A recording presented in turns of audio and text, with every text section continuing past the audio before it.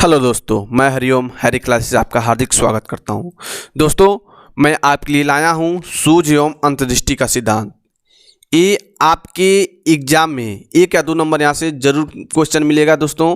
और देखिए, चाहे सीटेट का एग्जाम हो, चाहे यूपीटेट का हो, चाहे एनबीएस का हो, चाहे केवीएस का हो, चाहे सुपर टेट हो, चाहे एनी टेट का एग्जाम हो, अगर टीचर से संबंधित आप कोई भी एग्जाम दे रहे हैं तो यहाँ से 1 या 2 नंबर दोस्तों पूछता है। सूझ एवं अंतर्दृष्टि का सिद्धांत, जिसे इंग्लिश में इनसाइड लर्निंग ऑफ थ्योरी भी कहा जाता है दोस्तों। तो इंग्लिश का नाम भी आप ध्यान देंगे। इस सिद्धांत के प्रतिपादक कौन है? इस सिद्धांत के प्रतिपादक या प्रवर्तक हैं वर्धीमन महोदय। कौन है? वर्धीमन महोदय हैं।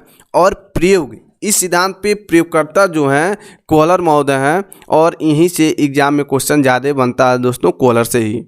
लेकिन यदि सहयोगी पूछता है तो इन दोनों महोदय ने यानी कोफका और कुटलेविन ने इस प्रयोग में अत्यधिक सहयोग किया था। और इस सिद्धांत का प्रतिपादन 1912 ईस्वी में हुआ था दोस्तों। कब हुआ था? 1912 में हुआ था। लेकिन यदि पूछता है एग्जाम में कि सूझ एवं अंतर्दृष्टि का सिद्धांत या गेस्टल्टवादी सिद्धांत जो है, इसके प्रतिपादक कौन है या इससे संबंधित कौन है, तो इन चारों का नाम आप एक बार देख लीजिए ध्यान से। वर्धीमन, कोहलर, कोफका और कुटलेविन। यदि इन चारों का नाम रहता है या 2 या 3 का नाम रहता है तो जिस क्रम में लिखा हुआ है प्राथमिकता आप उसी रूप में देंगे दोस्तों। यदि वर्धीमन पहले दिया तो वर्धीमन को टिक करेंगे, वर्धीमन कोहलर दिया तब भी वर्धीमन को टिक करेंगे, अगर वर्धीमन नहीं दिया तो कोहलर को टिक करेंगे, फिर कोफका को टिक करेंगे और बाद में कुटलेविन। यानी सीरियल में यानी क्रमबद्ध रूप से लिखा गया है।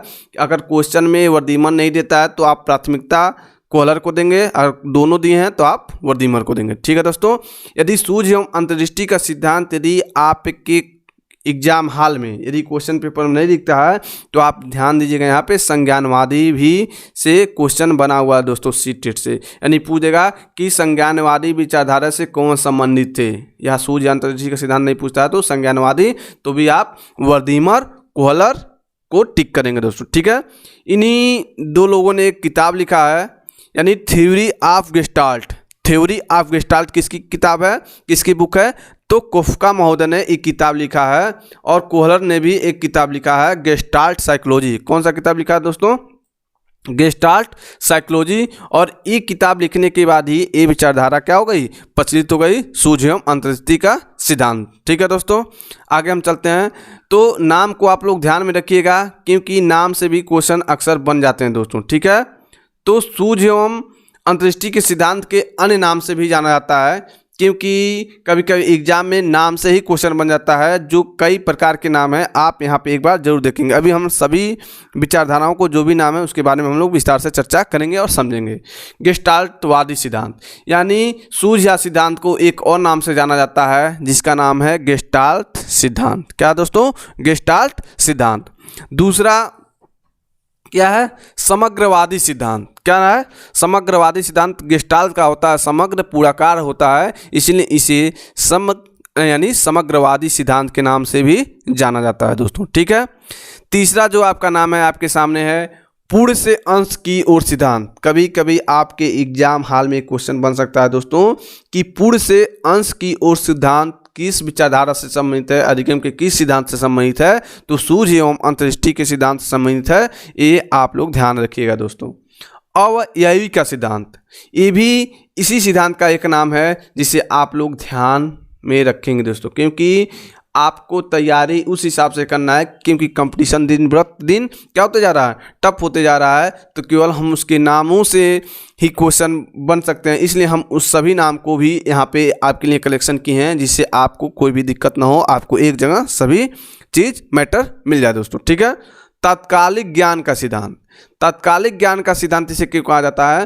क्योंकि ये सूझ का सिद्धांत है। और जब अभी हम लोग प्रयोग के बारे में पढ़ेंगे, क्योंकि जो चिंपैंजी सुल्तान था उसने अचानक अपने सूझ का प्रयोग किया तो तात्कालिक ज्ञान का प्रयोग किया, इसीलिए ये तात्कालिक ज्ञान का सिद्धांत के नाम से भी जाना जाता है दोस्तों। ठीक है।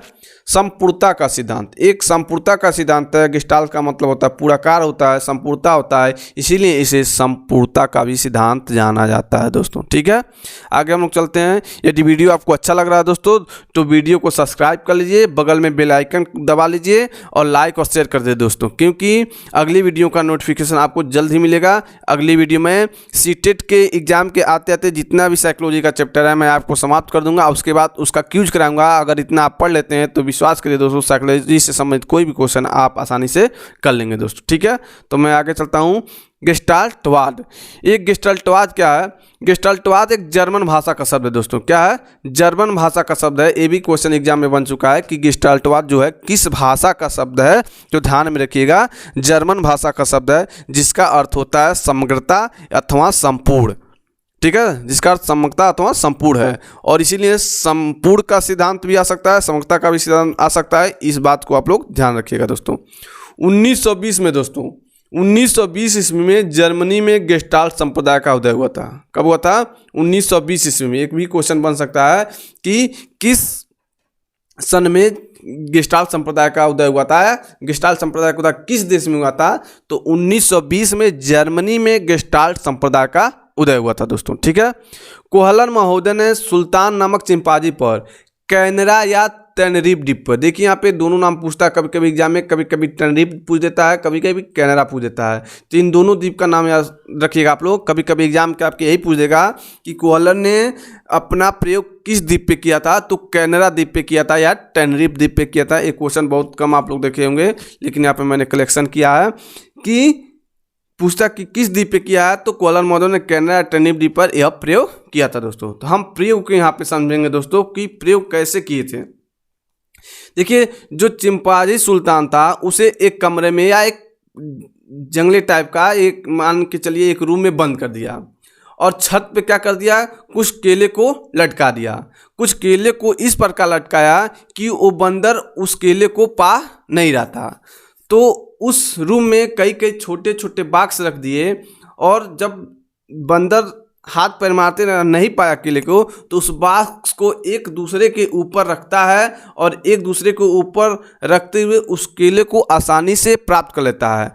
तो यहाँ पे क्या करता है, वो सूझबूझ का प्रयोग करता है। क्या करता है? सूझबूझ का प्रयोग करता है, और बॉक्स को दूसरे बॉक्स के ऊपर रख देता है, और बॉक्स पे चढ़कर क्या करता है, केले को प्राप्त कर लेता है। इस प्रकार कोहलन महोदय ने देखा कि ये अपनी सूझबूझ का प्रयोग कर रहा है, और इस प्रकार सुल्तान ने जो था, चिंपांजी का नाम जो सुल्तान था उस पर प्रयोग किया था। और इसी प्रकार से 6 चिंपांजी पे उन्होंने 6 चिंपांजी पर ये प्रयोग किया, और सब में देखा कि सभी कोई छड़ी से, ठीक है, कभी छड़ी को रख देते हैं, छड़ी को जोड़ के केले को प्राप्त करता है, कभी बॉक्स को रख के प्राप्त करता है।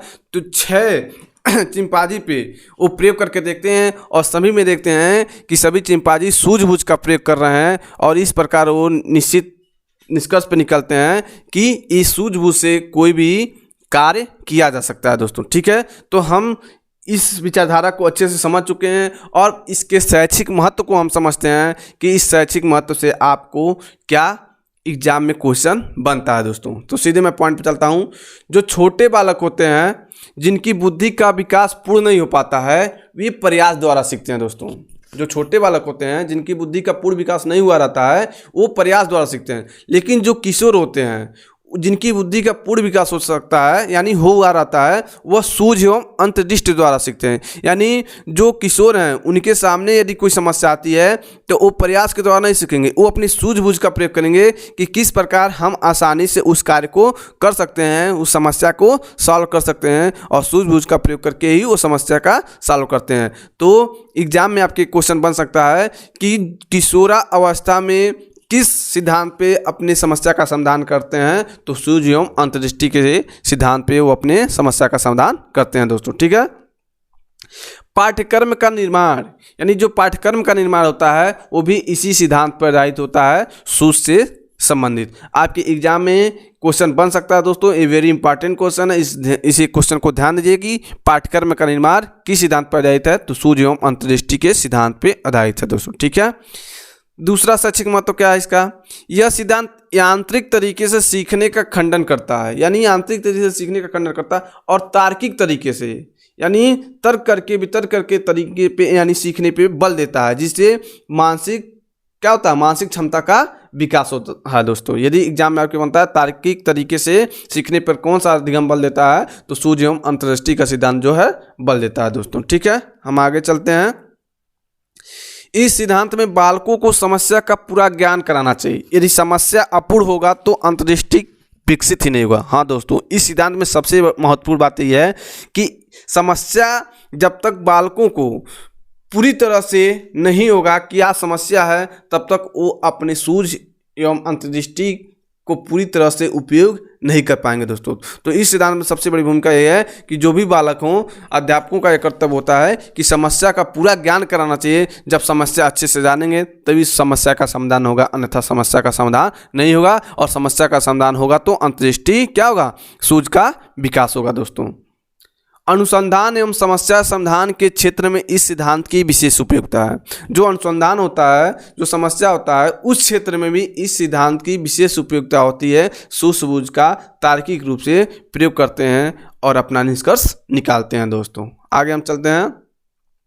इस सिद्धांत के द्वारा सीखने से विचार शक्ति, कल्पना शक्ति, निरीक्षण शक्ति आदि मानसिक योग्यताओं का विकास होता है दोस्तों। इस सिद्धांत से विचार शक्ति, कल्पना शक्ति, निरीक्षण शक्ति, मानसिक योग्यताओं का विकास होता है दोस्तों। ठीक है, तो पूछ सकता है आपके एग्जाम में कि विचार शक्ति, कल्पना शक्ति, मानसिक योग्यताओं का विकास किस सिद्धांत पे होता है, किस सिद्धांत से होता है, तो सूझबूझ एवं अंतर्दृष्टि के सिद्धांत से, या गेस्टाल्टवादी सिद्धांत से, या संज्ञानावादी सिद्धांत से, जो भी आपके एग्जाम में दिया हो उसे आप सही करेंगे दोस्तों। नेक्स्ट चलते हैं। विज्ञान गणित व्याकरण जैसे विषयों को सीखने और सिखाने में यह सिद्धांत विशेष उपयोगी है। यानी जो विषय कठिन होते हैं उसे सीखने और समझाने में भी ये सिद्धांत क्या होता है, विशेष उपयोगी होता है। ये भी आपके एग्जाम में क्वेश्चन बना हुआ है दोस्तों। नेक्स्ट चलते हैं। पूर्ण से अंश की ओर शिक्षण सिद्धांत इसी सिद्धांत पर आधारित है दोस्तों। ये क्वेश्चन तो कई बार बना हुआ है, आप ध्यान दीजिएगा कि पूर्ण से अंश की ओर शिक्षण सिद्धांत किस सिद्धांत पर आधारित है, तो सूझ एवं अंतर्दृष्टि सिद्धांत पर आधारित है दोस्तों। ठीक है, तो ये लास्ट टॉपिक था दोस्तों। ये वीडियो आपको अच्छा लगा हो तो वीडियो को लाइक, शेयर और सब्सक्राइब जरूर करिए दोस्तों। और वीडियो आपको अच्छा लगा हो तो वीडियो को सब्सक्राइब करने के बाद बगल में बेल आइकन को दबा लीजिए, जिससे अगली वीडियो का नोटिफिकेशन आपको जल्द ही मिलेगा दोस्तों। अगला वीडियो मैं जल्द ही लेके आऊँगा और विश्वास करिए कि आपकी सीटेट की तैयारी मैं संपूर्ण रूप से करा दूंगा। इसके बाद मैं हिंदी लेके आऊँगा, जिसमें आपको हिंदी पेडागोजी हो या साइकोलॉजी पेडागोजी हो, ठीक है दोस्तों, उसकी भी तैयारी या पर्यावरण से संबंधित आपके लिए क्वेश्चन लेके आऊँगा, जिससे आप अपनी तैयारी को मजबूत कर सकेंगे दोस्तों। धन्यवाद दोस्तों।